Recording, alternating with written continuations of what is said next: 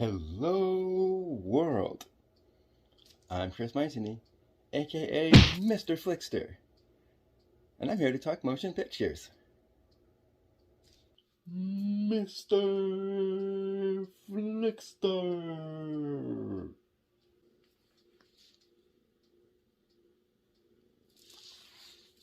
For this week's episode, I'm going to review Hotel Transylvania Transformania. Get it?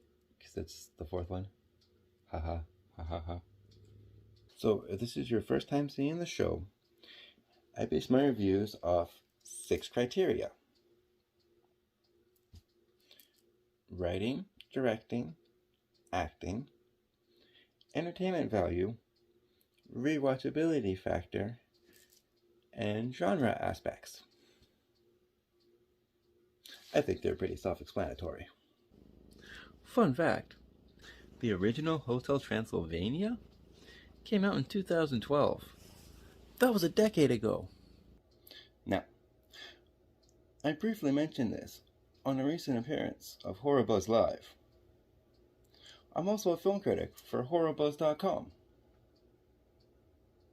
And I'll leave links in the description below.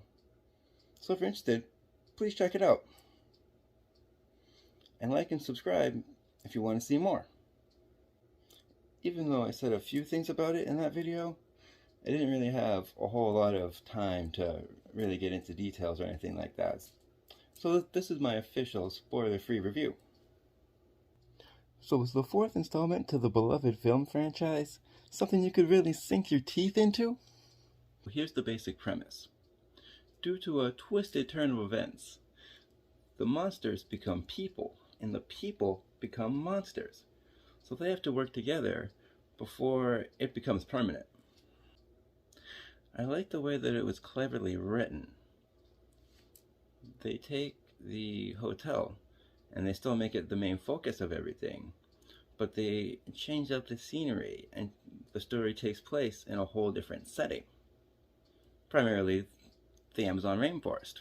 Now, this is a welcome change from all the dreary Transylvania backdrop that we've had from the last films. With the exception of part 3, it took place on a cruise ship. But for the new film, they managed to make the hotel the main centerpiece and let everything else happen around it. So it all ties together neatly in a nice little bow. Because of the new setting, it makes the film feel more fresh instead of just more of the same from the other movies.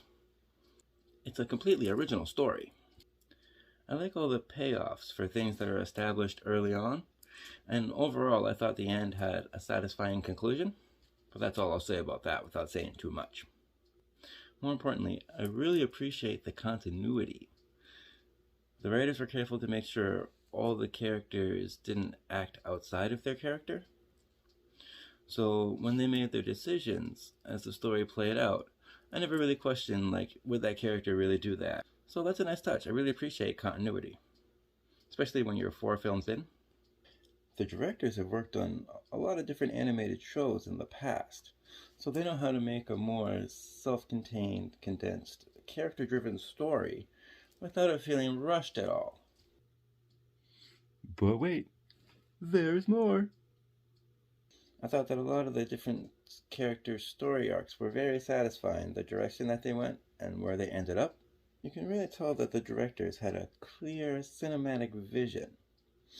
So when they came in, they knew exactly what they wanted to do and how they wanted to do it. The reason I think that is because of the way that they have everything set up. It's very organized, and you would have to really put some thought into a lot of the jokes that they did, or the running gags, or even the little Easter eggs that I noticed in the backdrop. And I love the way how it made connections to all 3 of the previous films, whether it's returning characters or just continuing storylines from those movies. And another thing, the animation is just fabulous. I love the contrast between the gorgeous tropical rainforest backdrop, and then you have the spooky, more creepy undertones of the Transylvania backdrop. Just like the contrast between the human characters and the monster characters. I really like the character designs for the Switch. They're well-crafted variations of the classic movie monsters. A lot of them too have running gags about the way that they look. So I thought that was a nice touch. That was pretty funny.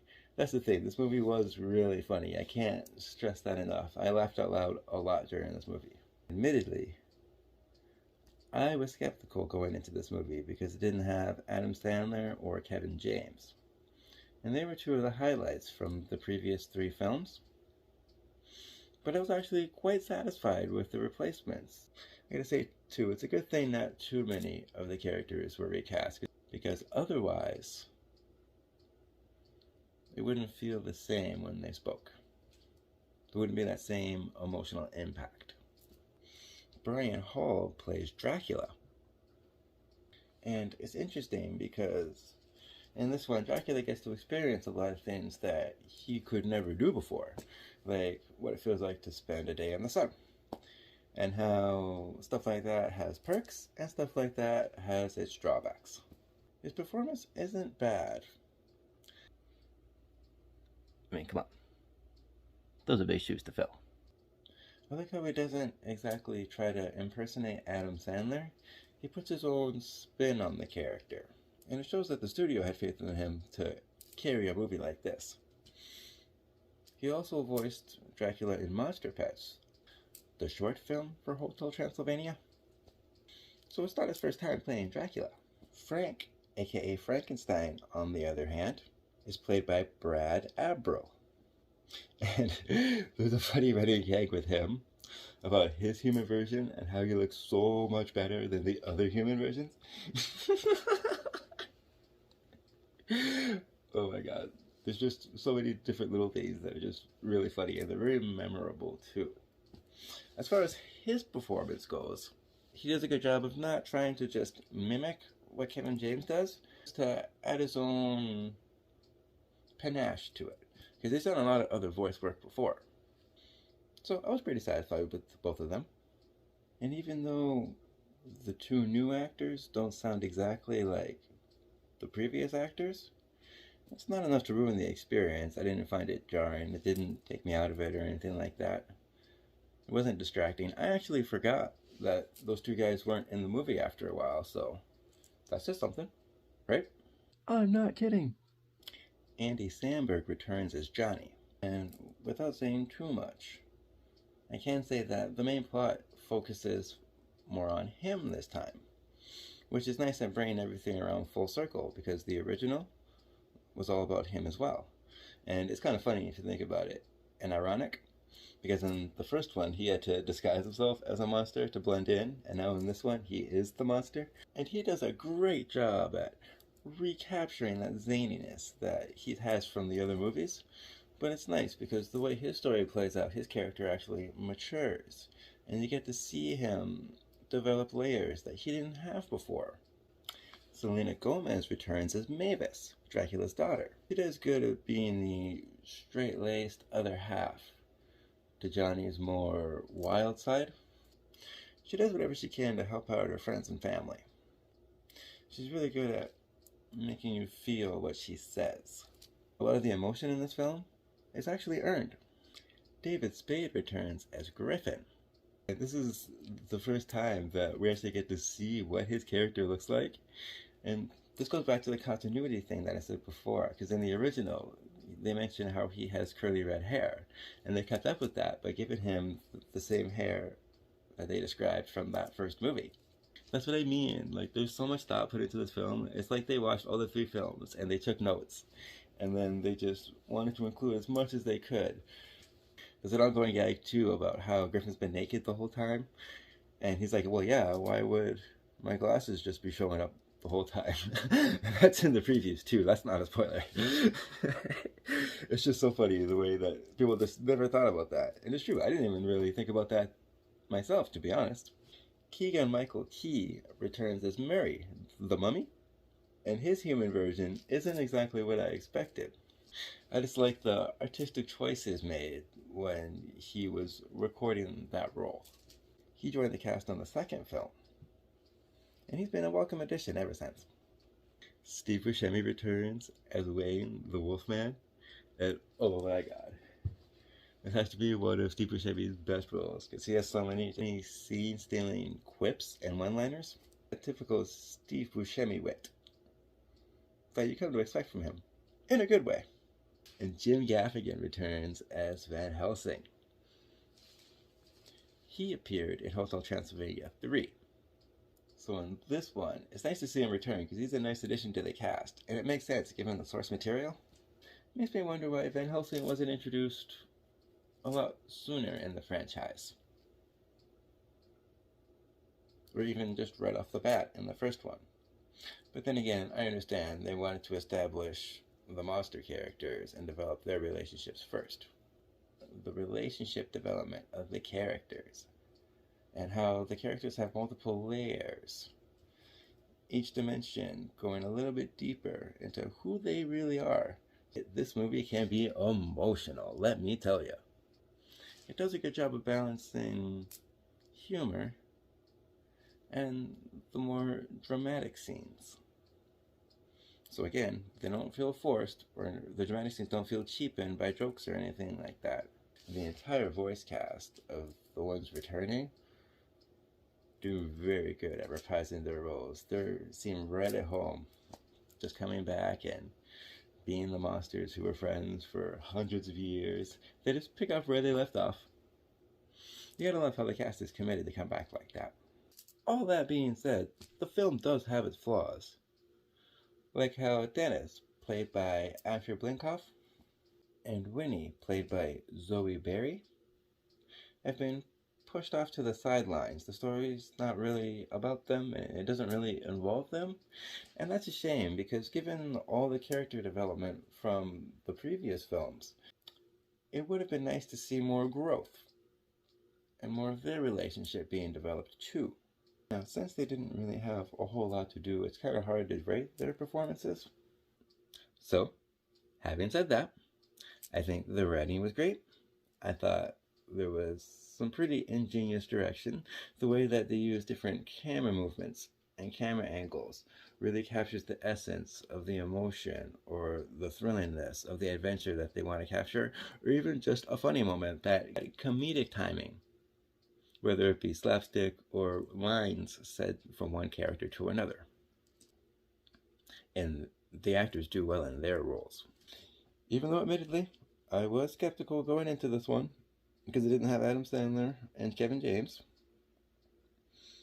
I thought the other two actors did do a pretty good job, and more importantly, I found it very entertaining overall, and it's something that I could watch multiple times. I've watched it twice since this review, actually. So that says something. I just wanted to watch it again. So why not, right? I highly recommend this to people, adults and kidults alike, horror fans, especially parents who are horror fans, and they want to introduce their kids to monsters, but they don't necessarily want to scare them and give them nightmares. Or should I say, give them nightmares yet? And even though I do have a lot of praise for this movie, it does have its faults, and I do recognize those. Like, I thought a couple characters were underutilized when they could have really added to the plot and added to their own personal stories. Even if they had some sort of a subplot that tied into the main plot somehow. Or let's say the two kids switched. I'm not really sure why it didn't happen. For some reason, Dennis stays a vampire and Winnie stays a werewolf. If the kids got involved and they switched too, then they would raise the stakes a little bit more. And it would tie in more to the themes of family, because it'd be more family members having to be saved. But that's just a minor flaw. So, I wrote a review on Facebook and I gave it a B+ on there. And don't forget to check me out on the Horror Buzz Live channel. I left a link in the description below. I also write my reviews and put them on Facebook. I'll put that description down there too. You have to join the group to read the review, but go ahead and do that. Why not if you love reading movie reviews? I have plenty there. And don't forget to check out my reviews on horrorbuzz.com for all things horror. That's why I made this video. because I only got to mention it a little bit when I was on the show when I made my appearance. So this gave me a chance to go more into it, but not too much because I don't want to ruin it for people. And that's my spoiler-free review of Hotel Transylvania, Transformania. Not only is it a great movie, but it's fun to say. This was a meaty, fleshed-out sequel that I could really sink my teeth into. I loved this Amazon Prime original film, and I can see it being an annual Halloween watch too, just like I do with the original trilogy. And like I said, it's great gateway horror for kids too. I appreciate how they just released this online, because I don't know what it's like for you, but around here, theaters are closed down, so unfortunately, I can't go to the cinemas for a while. So, thanks for that, Amazon Prime. Please keep in mind, this is only my opinion.